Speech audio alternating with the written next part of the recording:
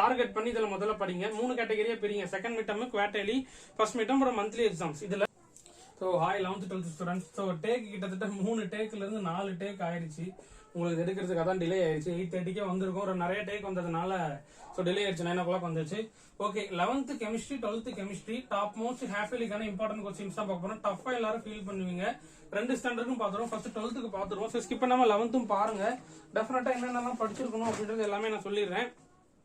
11th 12th chemistry படம் எல்லாரும் tough அப்படின்னு ஃபீல் பண்றீங்க. ஓகே இருக்கலாம். அதனால ஃபர்ஸ்ட் நான் பேசிக்கா என்ன கொடுத்துருக்கேன்னா புக் பேக் கொஸ்டின்ஸ்ல இருந்து எல்லாமே இம்பார்ட்டன்ஸ்லாம் படிக்கணும் அப்படின்றதுக்காக தான் நான் கொடுத்துருக்கேன். மறக்காம வீடியோக்கு லைக் போட்டுக்கோங்க. புதுசாக வரீங்க சப்ஸ்கிரைப் பண்ணிக்கோங்க. டிஸ்கிரிப்ஷன் வாட்ஸ்அப் சேனல்ல ஃபாலோ பண்ணிக்கோங்க. ஓகேவா?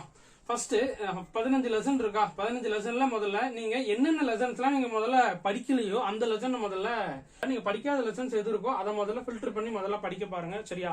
அதை முதல்ல படிச்சுட்டு அதுக்கப்புறம் நீங்க படிச்ச லெசன்ஸ் ஓரளவுக்கு படிச்சீங்கன்னா இதுல இருக்கிற புக் பேக் கொஸ்டின்ஸ் ஆல்மோஸ்ட் எல்லாமே நீங்க முடிச்சிடலாம்.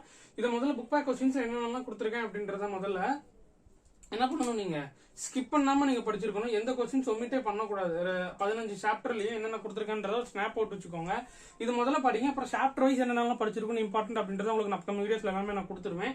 ஒரு ஸ்கிரீன்ஷாட் போட்டு வச்சுட்டு ஃபுல்லா படிங்க. அடுத்து உங்களுக்கு என்ன சப்ஜெக்ட் வரும்ன்றது மறக்காம 12th ஸ்டாண்டர்ட் கமெண்ட்ல சொல்லுங்க, எதிர்பார்ப்பேன். அடுத்து 11th பசங்களா உங்களுக்கும் சேம் மேத்ஸ் தான்ப்பா. கிட்டத்தட்ட உங்களுக்கு 15 லெசன்ஸ் இருக்கும்னு நினைக்கிறேன். 12th மாதிரியே தான் 11th 15 லெசன்ஸ். அது எப்படி படிக்கணும் அப்படின்றத நான் சொல்லிடுறேன். உங்களுக்கும் சேம் ப்ரொசீஜர்ஸ் தான். 3 கேட்டகரியா பிரிங்க. என்னது அப்படின்னா ஃபர்ஸ்ட் செகண்ட் மிட்டம் பிரிங்க. அடுத்து பாத்துட்டீங்கன்னா குவார்டர்லி அப்படின்றத பிரிங்க. அடுத்து ஃபர்ஸ்ட் மிட்டம் அப்படின்னு பிரிங்க.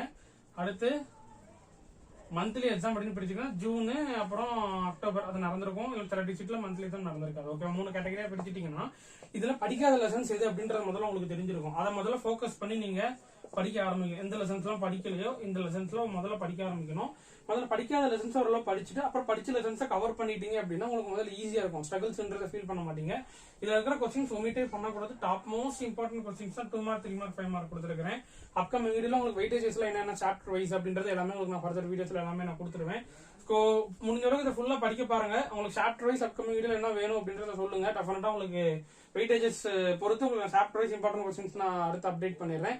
அடுத்து என்ன வீடியோ வேணும்ன்றது மறக்காம கமெண்ட்ஸ்ல சொல்லுங்க. முடிஞ்ச அளவுக்கு ஃப்ரெண்ட்ஸுக்கு ஷேர் பண்ணுங்க.